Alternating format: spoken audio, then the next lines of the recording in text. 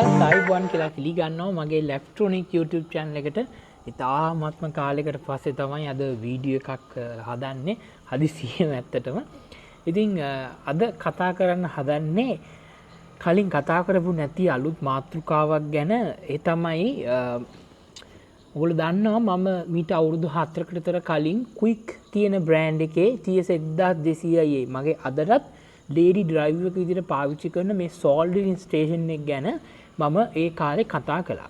ඇත්තටම ඒවකට තිබුණ ට්‍රෙන්ඩ් වෙලා නැති හැබැයි ඉතාමත්ම මිල අධිකම දැනට ලෝකේ තියෙන හොඳම බ්‍රෑන්ඩ් එක විදිහට සලකන සෝල්ඩරින් ස්ටේෂන්ස් වලින් JBC කියන බ්‍රෑන්ඩ් එකේ C210, C245 සහ C115 කියන මෙන්න මේ මොඩල් තුන දාන්න පුළුවන් සෝල්ඩරින් ස්ටේෂන් එක ගැන මම කවදාවත් රිවිව් කළේ නැහැ. මොකද ඒ තරමට මේක හරිම මිල අධික නිසා. ඉතින් අද 2026 අවුරුදු මීට අවුරුදු මං හිතන්නේ එතකොට 4කට විතර කලින් නේද 4ටත් වැඩිද මන් දන්නේ.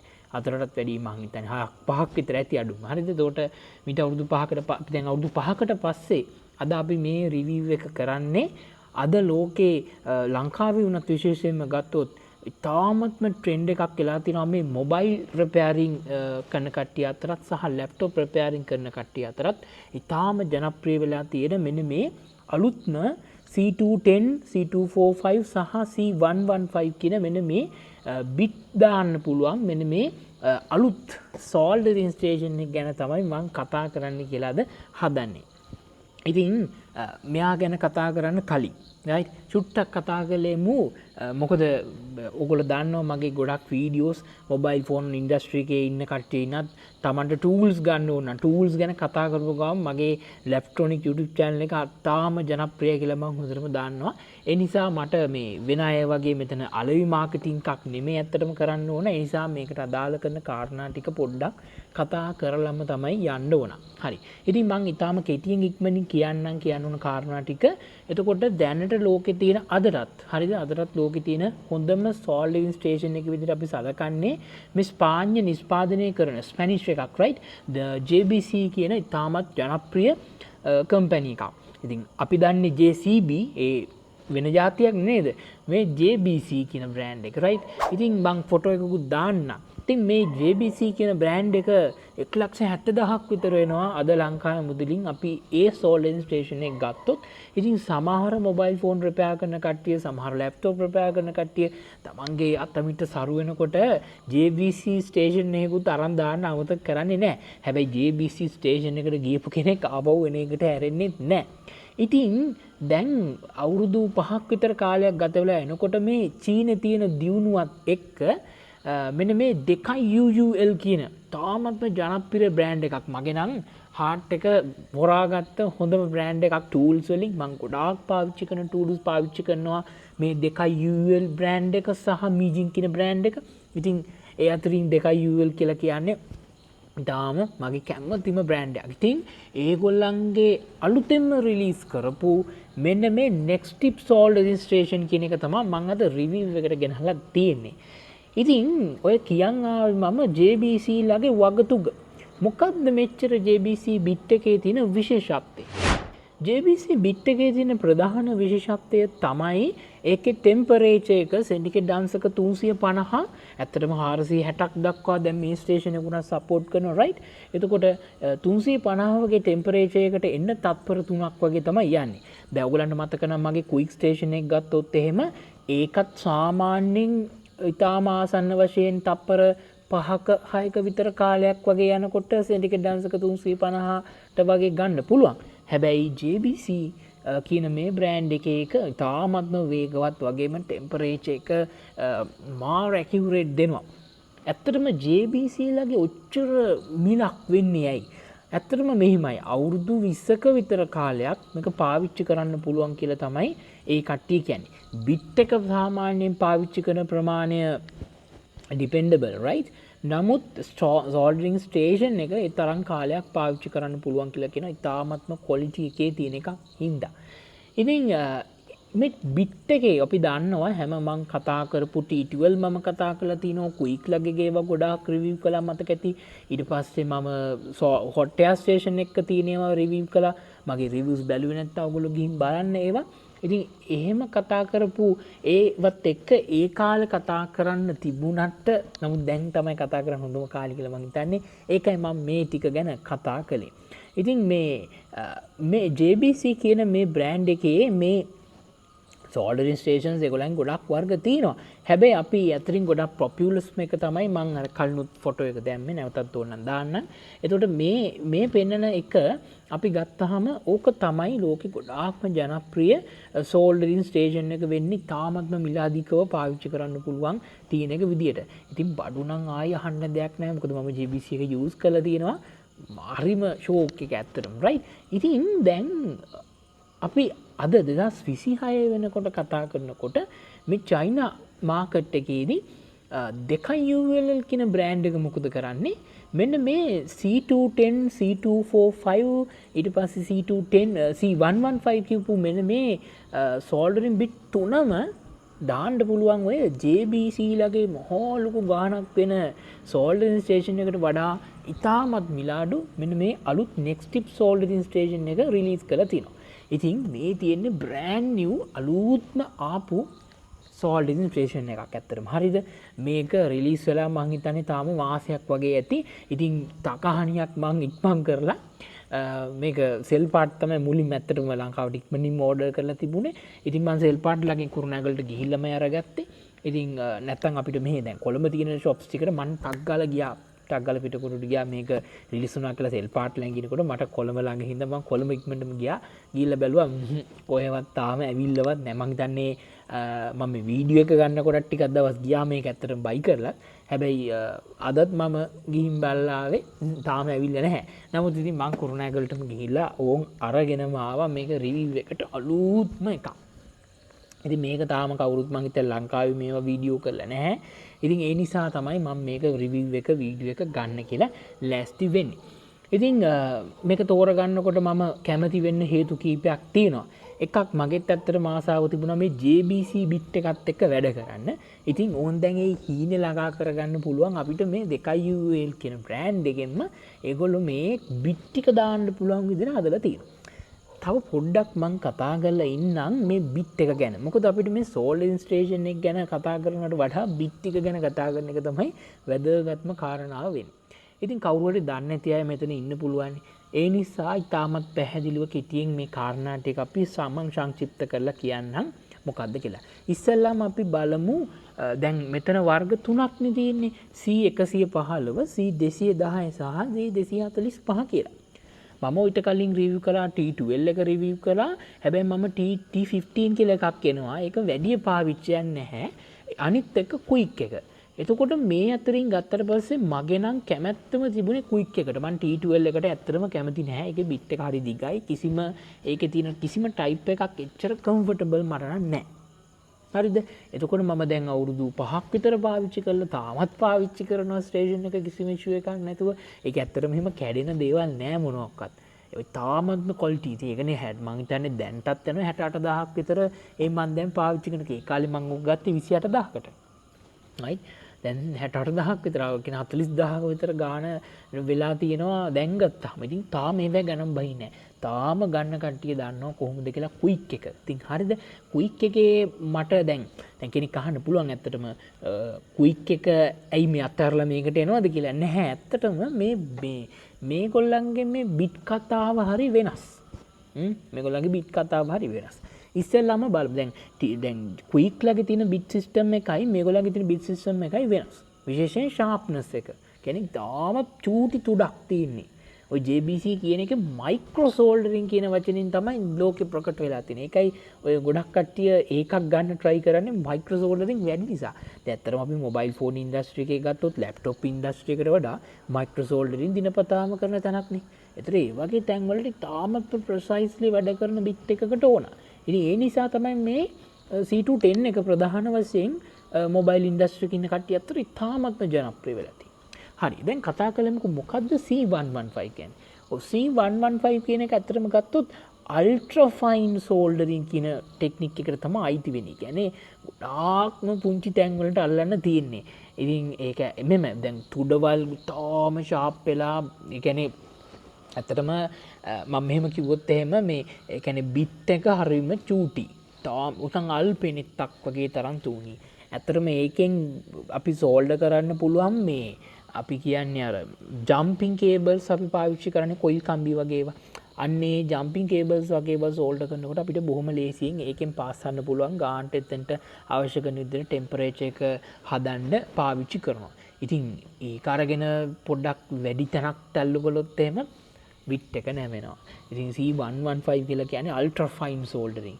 ඒක පාවිච්චි කරන්න ගොඩක් රෆ් කියන්නේ පොඩි තැනෙත් රක් තැනකට හරියන්නේ නැහැ කියන එක මම අමුතුවෙන් කියන්නේ මයික්‍රෝ සෝල්ඩරින් ලෙවල් එකේ ගහන රක් වැඩවලටත් අල්ට්‍රා ෆින් ටයිප් එක හරියන්නේ නැහැ. ඉතින් හරියන්නේ එතකොට එහෙනම් මයික්‍රෝ සෝල්ඩරින් එකේ ඒ අතින් බලන්න. එතකොට C115 කියන එකත් මේකට සපෝට් කරනවා. ඔන්න පළවෙනි අපිට හම්බෙන බෙනිෆිට් එක. ඊට පස්සේ දැන් කවුද මේ C210 කියන්නේ? right C210 කියන බිට් එක තමයි දැන් අම්මට සිරි පුදුමාකාර ජනප්‍රියත්වයක් ඇවිල්ලා තියෙන්නේ. මොකද්ද C210 කියන්නේ? C210 කියන්නේ මයික්‍රෝ සෝල්ඩරින් කියන ලෙවල් එක. ඇත්තටම SMD සෝල්ඩරින් වලදී මොබයිල් ෆෝන් එකේදී අපි පාවිච්චි කරන ඇත්තටම 0 සමහරවිට 01005 වගේ සයිස් එකේ SMD කම්පෝනන්ට් right ඊට පස්සේ 0410 වගේ හරි තාම ගොඩක්ම චූටි ඒවා කියන්නේ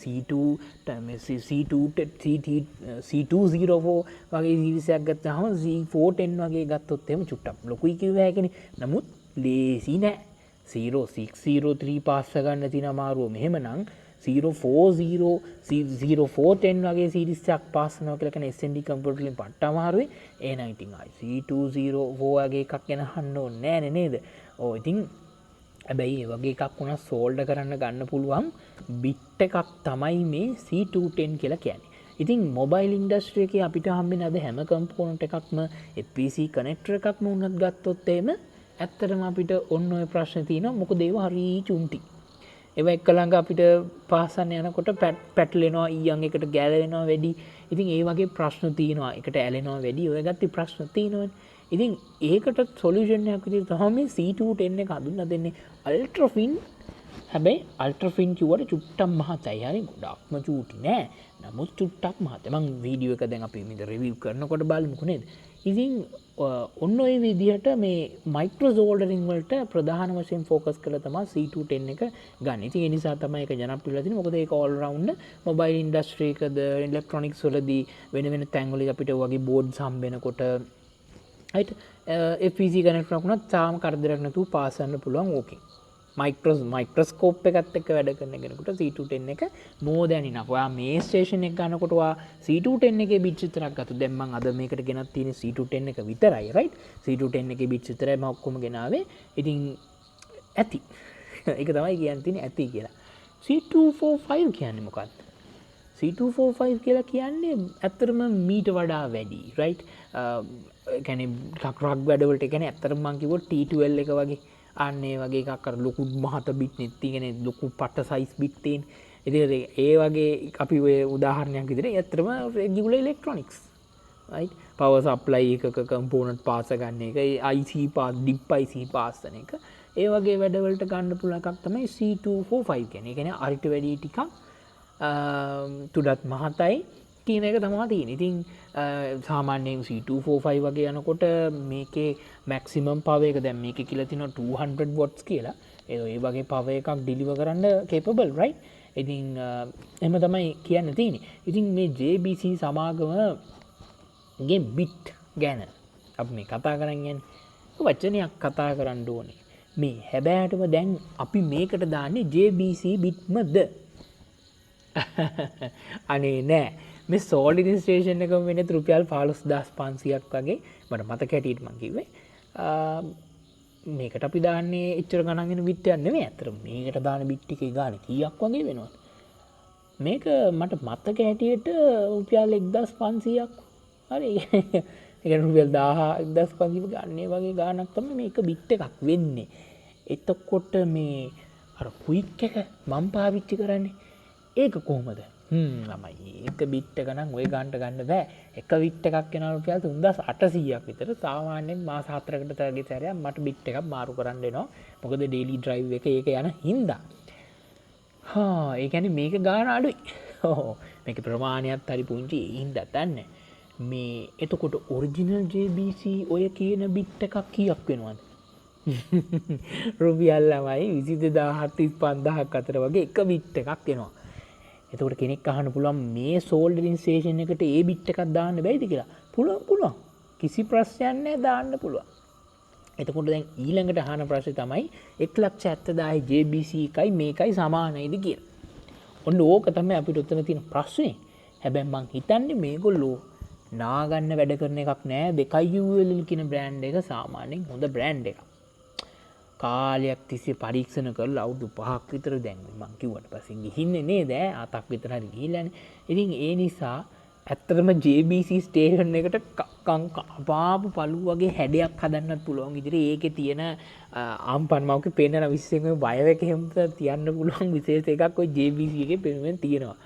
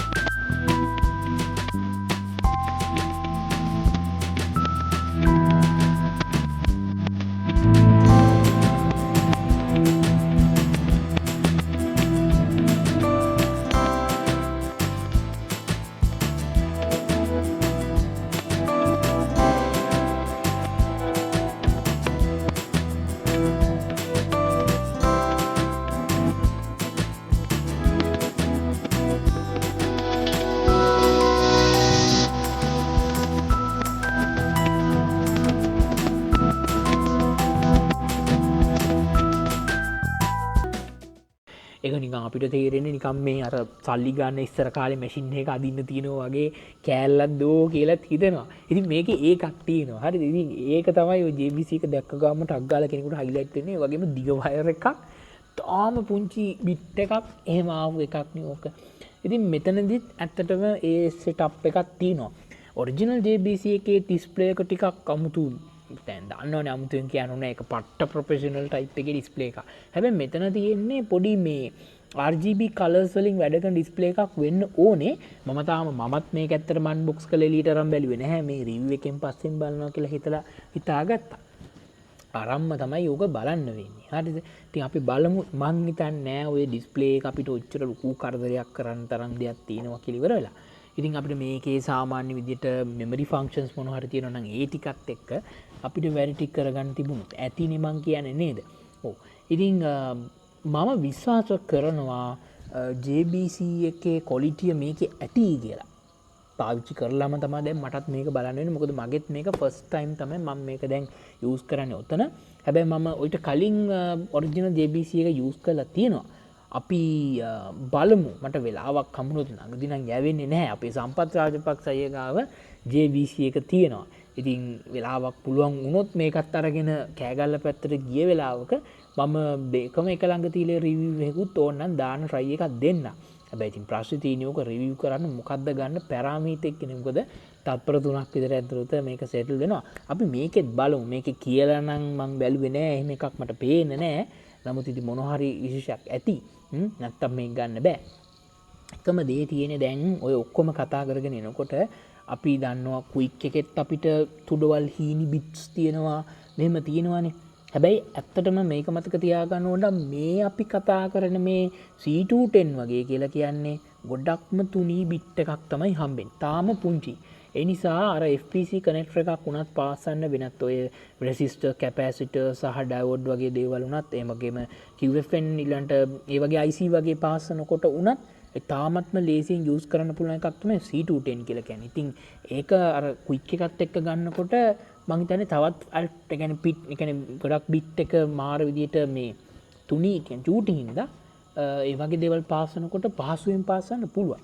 එතකොට වෙන්න ඕනේ කාරණාව තමයි තුඩ හීනි වෙනකොට අපි ඒක පාස්සනකොට ටෙම්පරේචර් එක කොහොම හරි තුඩේ යගිසෙන් හරියටම තියෙන්න ඕනේ. නැත්තම් ඊයන් තිකුණු වෙන්නේ නෑනේ නේද? ඉතින් ඒක තමයි මේ බිට්වල තියෙන රහස. JBC ලා ඒගොල්ලන්ගේ පුළුවන් උපරිම ඩම් එක දාලා PID ටියුනින් ආයි ඇඟිලි ගහන්න දෙයක් නැහැ. ඒවා ඔක්කොම හොඳටම දාලා පවර් කරලා ඇති. අපි මේක උනන් ඇතුළත් ගලවලා බලමු කොහොමද ක්වලිටිය කියලා. දෙකයි UL ලගේ යන ඉලෙක්ට්‍රොනික්ස් වල සාමාන්‍යයෙන් එහෙම මම කිසිම ටූල් එකක් කරන්නේ නැහැ. ඒකත් මොන වගේද කියලා අපිට මේකෙන්ම බලන්න පුළුවන්.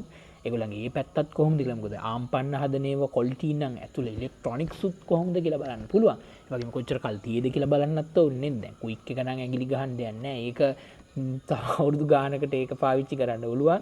මොන හරි ෂේක් එකක් වුණත් ඒක රිපෙයාර් කරනවා කියන එක ඉෂුව එකක් නෙමෙයි. ඉතින් මේකේන එනකොට මම විශ්වාස කරනවා මේගොල්ලෝ ඔය කියන බිට් එකේ ටිප් එකේ හරිද ටෙම්පරේචර් ක්වලිටි එක පවත්වාගෙන යයි කියලා JBC එකට සමානව. ඉතින් තාමත් කෙනෙක් අහන්න පුළුවන් ඔයා ආගිව් කරනවාද 1,70,000ක් වටින බ්ලොකේ හොඳම වගේ කතා කරන JBC බිට් සිස්ටම් එකත් එක්ක මේක ඉක්වල් කරන්න කියලා. ඉතින් මම හිතන්නේ මෙහෙමයි. ඒක ඒගොල්ලන්ගේ නම හදාගෙන ඒ කාලේ ඉඳන් පවත්තන් ආපු එකක් නේ. කවුරුත් එහෙම නම බස්සනවද කාලයක් ගිහිල්ලා. සමාගමක නමක් එහෙම බස්සනවද වගේ සමාගම. මොකද වැටෙන්න හේතුවක් නැහැ. ඉතින් ඒ නිසා ඒගොල්ලෝ තාමත් ඒගොල්ලන්ගේ පීක් ප්‍රයිස් එක මට මතක හැටියට ඒ කාලේ ඉඳන්ම ඕක 1,70,000 වගේ රේන්ජ් එකේමයි ගියේ.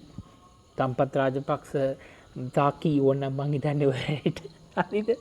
ඉතින් මේ වම්පුරුදු කෑලි කියලා ඒ කාලේ ඉඳන් ඕන පොඩක් හොයලා බැලුවා සෙල් පාර්ට් එකෙන් හරි ඕකේ මුල්ම කාලේ ඉඳන් ඕකේ ප්‍රයිස් එක අප් වුණාද කියලා ඇත්තටම අප් වෙලා නම් මට මතක නැහැ අප් වෙලා තිබුණා කියලා. ඉතින් එකම ප්‍රයිස් එකේ ගියේ. ඉතින් කොහොම හරි වේවා ඒක මන්දා ඒක මෙහෙම වෙන්නත් පුළුවන් මේ I think ලක්සරි ලෙවල් එකේ මේකට පැන ගන්න යනවා කියලා මතේදී අර එහෙම ඒකුත් තියෙනවනේ. ඒක ටිකක් තියෙන්නේ පෙ ලක්සරි ගණන් වලින් එපා තියෙන්නේ නේද? ඒක පල්ලෙහා ගණන් වලින්ම දීලා හරියන්නේ නැහැ නේද? එතකොට ඒ නිසාද මන්දා ඒක ඈඩ් කරලා තිබිලා තියෙනවා. එතකොට අර අතමිට සරු වෙන කෙනෙක් වැඩ හොඳට කරන කෙනෙකුට පස්සේ කාලෙකදී ආගිව් ගන්න පුළුවන්. දැන් ටික කාලයක් යනකොට මුල් කාලවල රුපියල් 15,000 ෆෝන් වලින් පටන් ගන්නවා. ඊට පස්සේ 65,000 ෆෝන් වලට යනවා. 1,20,000 ගණන් ෆෝන් වලට යනවා. පස්සේ බලනවා ෆ්ලැග්ෂිප් එකකට යන. මොකද ඒ වගේනේ ඉතින් ඒ නිසා වෙන්නේ නැති. මම හිතන්නේ. හැබැයි මෙහෙම එකක් තියෙනවා දැන්. ඔය කොහොම කිව්වත් හැබැයි ඔරිජිනල් අපි බිට් එකුණත් අපිට මේකට දාන්න පුළුවන්. හරි? ඉතින් බලමු. අපිට පොඩ්ඩක් අමාරුයි ඒක ඇත්තටම කොහොමද මේ ටොලරේට් කරන්නේ කියන එක කියන්නේ ඔප්පු කරන්නේ කොහොමද කියන එක. වැඩ කරද්දි තමයි ඕක බලන්න වෙන්නේ. ඉතින් මට ඒකට කරන්න වෙන දේ තමයි ඉතින් ඔයගලන්ට මට වර්ක් කරලා තමයි මගේ එක්ස්පීරියන්ස් එක මතකෙන් මම මතක් කරගෙන ඉවරලා මම බලලා කියන්නම් වීඩියෝ එක අන්තිම හරිය වෙනම වීඩියෝ ක්ලිප් එකකින් මේ කිව්වා වගේම අර වගේම ක්වොලිටියට මේක සෝල්ඩ් වෙනවද කියලා. ඉතින් මගේ මතකෙ මතක් කරලාම තමයි දැන් ඔය වැඩේ කරන්න වෙන්නේ. ඉතින් ඒ බලලා තමයි මේකේ රිවිව් එක උපරිම කම්ප්ලීට් කරන්න වෙන්නේ. අපි කොච්චරම් පම්පෝරි ගැව්වා. හරිද? හරි. ඉතින් ගොඩක් දේවල් කතා කළා. ඉතින් මම මේක ගත්ත ගමන් මම ටික ඔක්කොම කිව්වනේ. මම හිතන්නේ වෙන මොකුත් කියන්න තරම් දෙයක් තියෙනවා කියලා. අපිට කෙලින්ම රිවිව් එකට තමයි දැන් අන්බොක්සින් එක කරලා අපි මේ පැත්තට තමයි බලන්න යන්න වෙන්නේ. අපි එහෙනම් ඒකට යමු නේද කෙලින්ම?